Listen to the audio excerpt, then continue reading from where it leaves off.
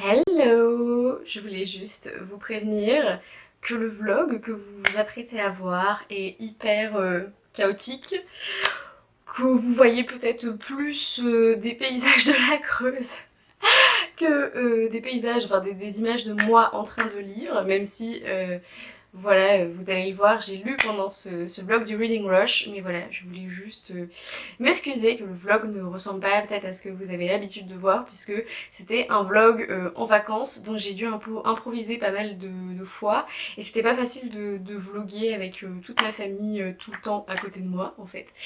Mais voilà, donc j'espère quand même que le vlog va vous plaire, et sur ce, je vous laisse avec les images que j'ai tournées pendant cette semaine du Reading Rush.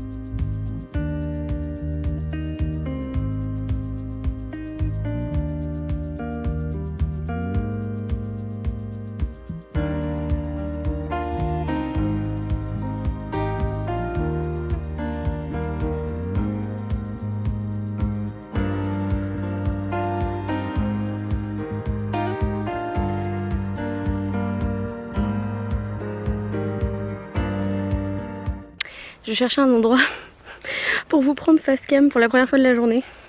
Je coiffais comme une folle, mais il est tard le soir et je m'étais assise sur une fourmilière.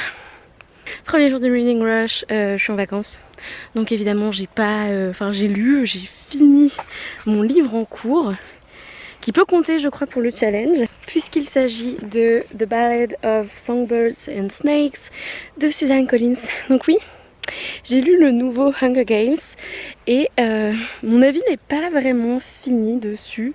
Il faut vraiment que j'en discute avec d'autres personnes. J'ai mieux aimé que ce que je pensais, vous voyez. Voilà, je trouvais que c'était intéressant. On va suivre les 10e Hunger Games et notamment Coriolanus Snow quand il a 18 ans. Donc sachant que c'était un personnage assez énigmatique du début de toute la trilogie Hunger Games, c'était intéressant. Je trouve qu'on aurait pu aller encore plus en profondeur honnêtement. Mais voilà, je l'ai fini, je suis contente de l'avoir lu. Ça m'a donné des pistes de réflexion sur Hunger Games, ça m'a surtout donné envie de relire la trilogie et de revoir les films. Mais voilà, je le jette pas au bûcher ni rien, mais il y avait des choses qui sont pas passées avec moi. Voilà quoi. Notamment, c'est pas un spoiler, mais il y a une romance dans ce livre et voilà. Et je suis au camping et donc il y a des enfants qui hurlent. Je ne sais pas si vous entendrez ça. Donc bref, j'ai fini ça aujourd'hui. Par contre moi, le challenge Instagram, j'ai vu qu'il y avait des challenges Instagram. J'ai fait ah oui c'est vrai, mais ça ne va pas être possible. C'est ma petite update du soir. Je vais essayer de commencer Shutter Island. Probablement, j'ai des animaux, des bêtes qui me montent dessus, c'est une horreur. Je vais essayer de commencer Shutter Island probablement. Et puis voilà, je vais vous updater plutôt demain je pense maintenant à cette heure-ci, donc voilà, premier jour fini. Deuxième jour du Reading Rush, j'ai commencé Shutter Island, voilà, je suis à 40 pages dedans, donc j'avance bien, hein, voilà. Et c'est aussi le livre, du coup il compte pour 2 challenges, le challenge de lire le livre après avoir vu le film et le challenge de lire complètement à l'extérieur, donc pour l'instant je lis complètement à... Tu m'énerves. J'ai rien fait. C'est toi qui commence à me parler. Hein. On peut entendre ma soeur parler, on peut entendre les tennis à côté. Bref, nous ne pourrons pas être tranquilles, vous et moi. Ouais, arrête de soupirer.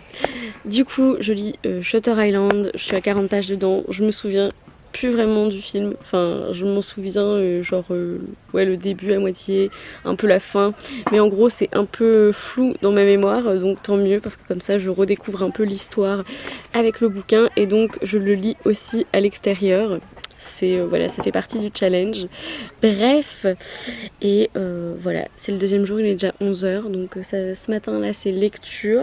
J'ai envie d'aller me baigner, mais je sais pas si je vais y aller toute seule. Oui, oui. Tu veux pas venir avec moi sur la plage? Je veux lire.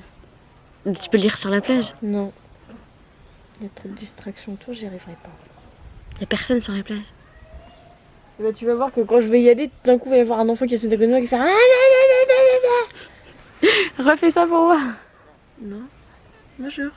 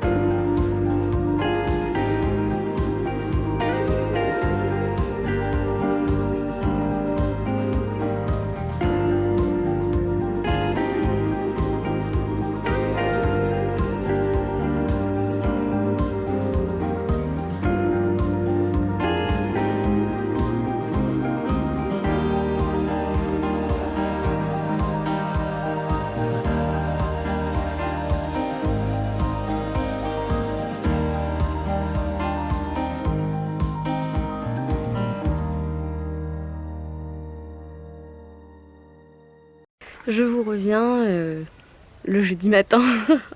Je crois que je vous ai quasiment pas pris face caméra de tout le vlog. C'est un truc de malade, je sais pas du tout comment ce vlog va se goupiller. Je pense que ça va être un peu un vlog fail, un vlog très bizarre, puisque je suis en vacances en famille, donc évidemment je fais pas mal d'activités avec eux, ce qui est logique et ça me fait plaisir, hein, voilà.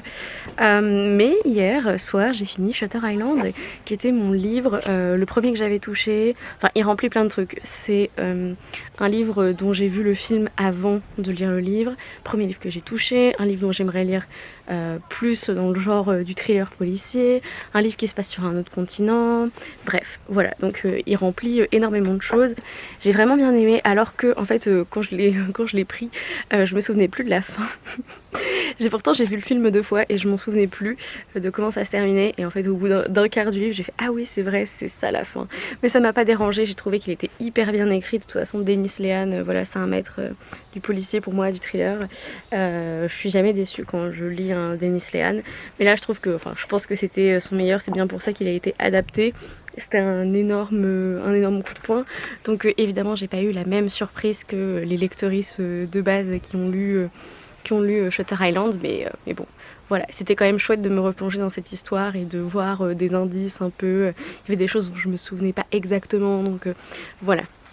J'ai mis 2 jours à le lire, je l'ai lu mardi, mercredi, et puis là il faut que je commence Radio Silence de Alice Oseman, qui compte pour notamment le livre avec la couleur de ma pierre de naissance. Donc à la limite, si je ne lis que Radio Silence, j'aurais quand même complété le challenge, mais j'espère avoir le temps de lire The Lady Sky, To Petticoats and Piracy, mais je ne suis pas sûre, parce que petit coup de soleil hein, sur le dessus du nez, mais je passe mes journées à aller me baigner parce qu'il fait très chaud, puisque je suis dans la Creuse et je ne supporte pas la chaleur en plus. Je passe mes journées à me baigner. Je sais pas si vous pouvez voir le lac d'ici. Regardez-moi ça. Voilà, donc on est juste à côté dans un petit chalet et du coup voilà, je passe du temps avec ma famille, et puis de temps en temps en fait j'ai 1 ou 2 heures pour lire, donc c'est comme ça que j'ai réussi à lire The Ballad of Songbirds and Snakes et Shutter Island. Je vais bientôt lire Radio Silent, je le commence aujourd'hui, et puis voilà, je continue à vous updater au fur et à mesure. Tu sais qu'on peut rien entendre de ce que tu racontes parce que tu parles d'eau à la caméra. Ah, merci Emma. Tes fans apprécient. Voilà. Nous sommes donc aux pierres jaumâtres dans la Creuse. Nous faisons une randonnée puisque ce sont des vieilles pierres Et nous avons déjà perdu nos parents. Bien sûr, comme à chaque fois. C'est juste des grosses pierres. Mais est-ce qu'elles ont été posées là par des géants? Oui. Des géants de pierre. Opération retrouver les vioques est en cours. On a littéralement perdu nos parents. Donc on est parti sur 2 chemins différents avec Emma pour essayer de les trouver. Non mais ce délire. D'habitude c'est les enfants qu'on cherche. Là on cherche les parents quoi. Et oui mes lunettes sont ridicules. Mais avant-hier... Ah bah ils sont là. Papa, maman. C'est pas eux. C'est pas eux.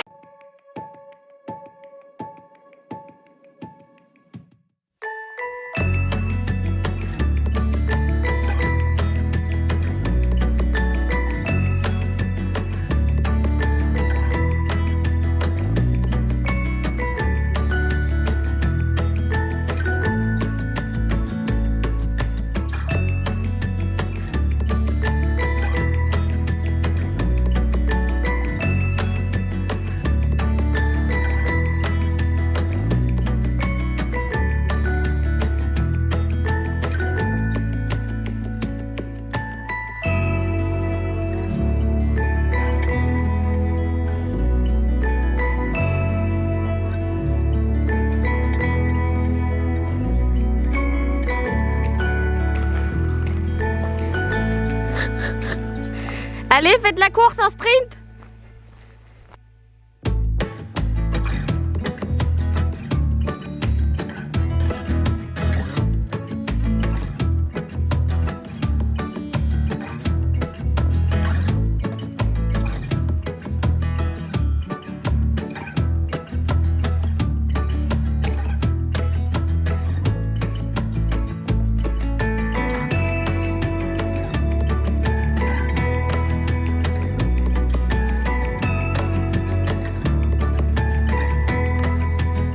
Je viens juste d'écouter Cardigan de Taylor Swift et en fait c'est juste la chanson parfaite pour Radio Silence de Alice Oseman.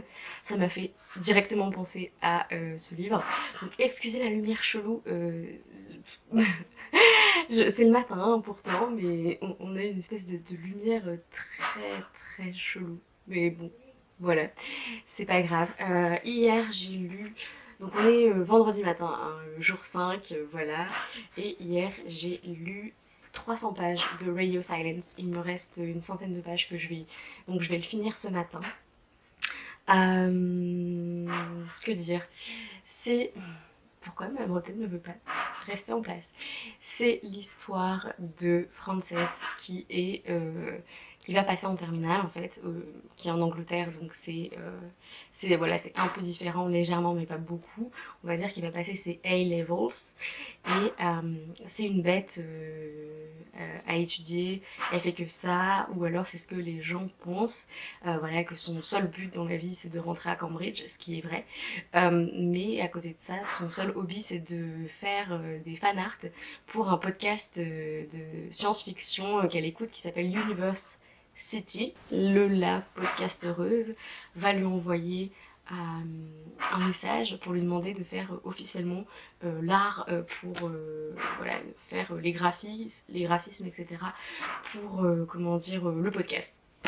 Et voilà, ça commence comme ça.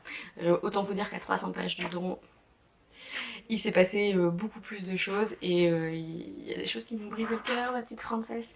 Je crois que ça a été comparé avec, enfin, ça a été mis un peu en relation avec Fangirl et il y a une espèce d'atmosphère qui est pas similaire, mais avec le fait d'avoir ces deux jeunes femmes qui sont hyper impliquées dans le fandom, c'est un aspect qui me plaît énormément puisque bah, fandom, fanfiction, fanart, etc. Voilà, je me retrouve énormément en français sur certains aspects et je trouve qu'il y a des conversations importantes qui sont, dont on parle notamment sur l'orientation sexuelle, voilà, française et bisexuelle, donc ça c'est très cool. Et il y a plein d'autres représentations au fur et à mesure du livre, donc c'est vraiment très chouette. Je trouve ça bien écrit, je trouve ça poignant, assez réaliste honnêtement. Voilà, j'ai l'impression que Alice Oseman a bien compris la jeunesse, on va dire, puisque Frances a 17 ans. Donc, et Aled, le deuxième personnage principal, a 18. Voilà, il a eu 18. Donc je trouve ça voilà, hyper intéressant. Pour l'instant j'aime vraiment bien. Je pense que ça va être un petit coup de cœur, enfin ça va être une excellente lecture en tout cas. Et voilà, donc je suis contente de l'avoir commencé hier et puis ça se lit vraiment très vite. Là je vais mettre le petit truc spoiler ici. Et donc si vous voyez le spoiler et que vous ne l'avez pas lu, ne regardez pas cette partie et passez à la partie où il n'y a plus le spoiler. Donc j'en suis qu'à 300 pages, hein, voilà.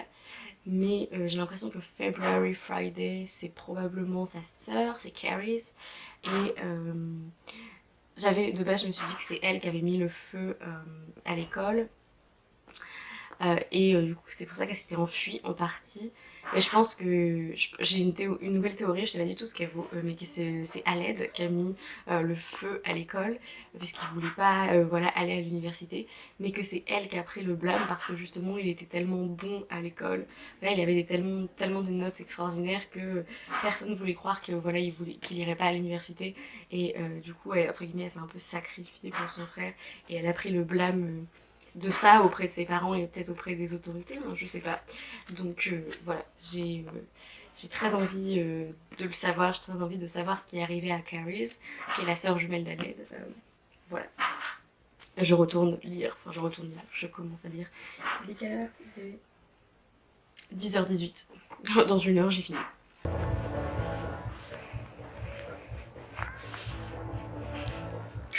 Sinon j'essaye de faire mon update depuis tout à l'heure, mais en fait je crois qu'on entend toujours les gens du resto, du camping jouer en fait.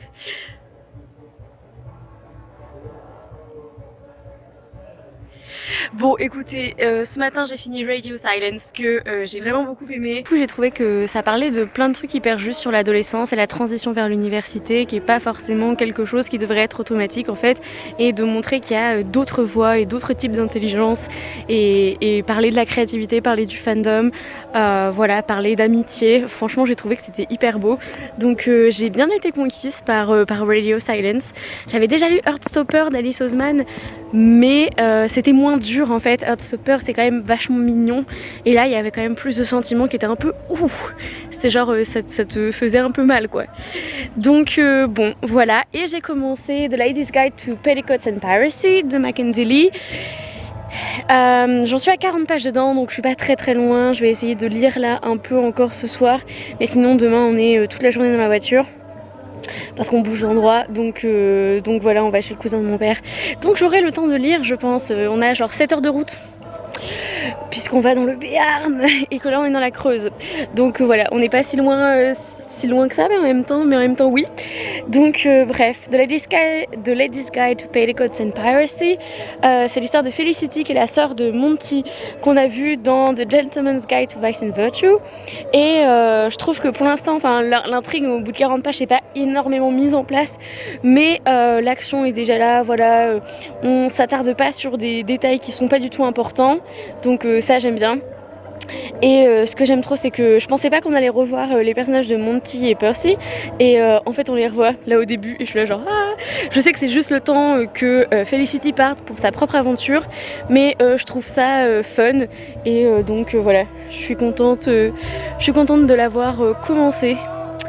Bref, je vais m'arrêter là parce que je sais même pas si vous m'entendez avec la musique du camping par-dessus, mais voilà, franchement j'aime bien pour l'instant, et je vous updaterai à propos de ce livre demain. Je pense que je l'aurai fini d'ici dimanche, donc si c'est ça, j'aurai réussi mon challenge et je serai très contente, voilà. C'est la petite update du matin dans la voiture, ouais. Voilà, je sais pas pourquoi. Hein. J'ai avancé dans The Lady's Guide to Petticoats and Piracy. Je suis à 85 pages dedans. Et pour l'instant, j'aime bien. Je trouve que c'était horrible puisque il y a une scène où Felicity veut absolument pratiquer la médecine en fait. Et on l'en empêche parce que c'est une femme. Et je suis là genre... Voilà, alors que bien sûr ça concorde avec les idées de l'époque, hein, mais c'est aberrant ce qui est dit et ce qui était dit à l'époque. Confrontation Felicity avec les hommes de médecine de l'époque qui veulent pas la voir arriver dans leur laboratoire et dans leur école, qui pensent que les femmes ne peuvent pas, ne peuvent pas supporter les dissections, etc. Et puis voir l'anatomie d'un homme en dissection, alors que elle devrait voir l'anatomie d'un homme seulement dans les liens du mariage, tout ça.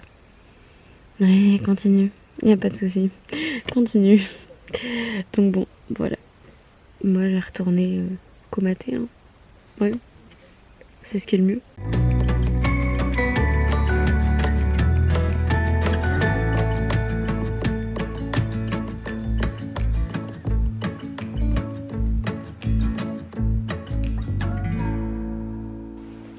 Je vous retrouve pour vous dire que nous sommes bien arrivés déjà dans notre deuxième destination. Et sur la route, comme vous avez pu le voir, j'ai fini Over the Top de Jonathan Van Ness, qui est une des personnes qui qui est genre présentateur, ça se dit, ouais, qui est dans Queer Eye en fait. Et donc c'était une autobiographie, voilà, c'était sur sa vie, et donc toujours un peu compliqué, voilà, de donner un avis sur la vie des gens, parce que c'est leur vie, quoi. Après, j'ai vraiment beaucoup aimé l'audiobook, j'ai trouvé qu'il était... qu'il ajoutait vraiment quelque chose par rapport au livre en soi, qui je pense aurait pas été ouf sans le fait que Jonathan Van Ness est le narrateur de de l'audiobook de son bouquin.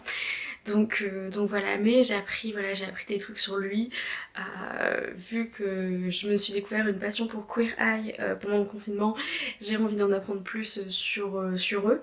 Donc voilà, j'ai commencé par Jonathan Van Ness et j'ai trouvé sa biographie hyper intéressante, hyper touchante. Je pense qu'il a été entre guillemets plus qu'honnête avec nous, il a vraiment décrit des moments hyper difficiles de sa vie et voilà, je l'ai trouvé vraiment hyper intéressant.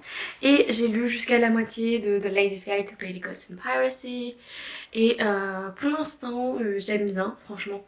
Je trouve que c'est intéressant, je suis pas autant attachée à Felicity qu'à Monty et Percy. Donc ça me fait pas le même effet, voilà, je suis pas genre à fond dedans. Mais c'est sans conteste voilà, une héroïne puissante que j'aime beaucoup suivre. Voilà. J'ai l'impression que le tome 2 du coup est beaucoup plus sérieux que le tome 1 qui était un peu n'importe quoi, il faut se le dire. Au niveau du personnage de Monty qui est juste énorme.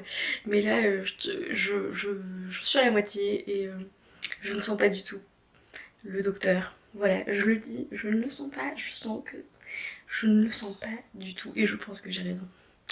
Donc voilà, j'ai plus que 2 mois pour finir le challenge et je pense que ça va carrément le faire. Voilà, il me reste 200 pages, donc 225 pages on va dire. Donc voilà, je pense que ça va le faire, je vais tout faire pour. Et puis voilà, ce vlog chelou du Reading Rush sera terminé. Donc voilà, je vous dis à demain pour le dernier jour du challenge.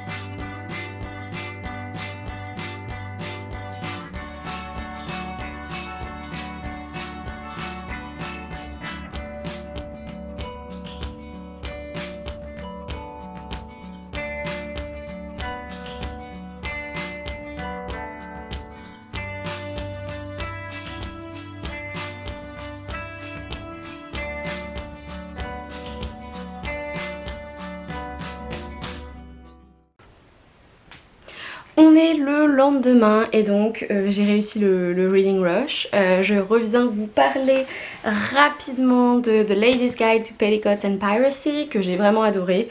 J'ai mis 5 étoiles, je me suis énormément identifiée à Felicity, aussi aux autres femmes qui composent le trio voilà, qui est au cœur de cette intrigue, puisqu'il y a Sim, Johanna et Felicity. Et que je les ai toutes beaucoup aimées en fait, et j'ai trouvé que le livre était très juste dans son interprétation féministe de certains aspects de l'histoire en fait, en rappelant qu'il y a toujours eu des femmes par exemple qui voulaient plus d'indépendance, plus de liberté, et que l'histoire les a pas forcément gardées, ou alors que c'est pas celle dont on parle le plus, mais qu'il y a des femmes qui l'ont fait. Du coup c'était hyper intéressant. Même dans les notes de l'autrice à la fin, voilà, elle réexplique bien ce qu'elle a voulu faire et voilà ce que ce livre est, et aussi ce qui n'est pas, ce genre de choses.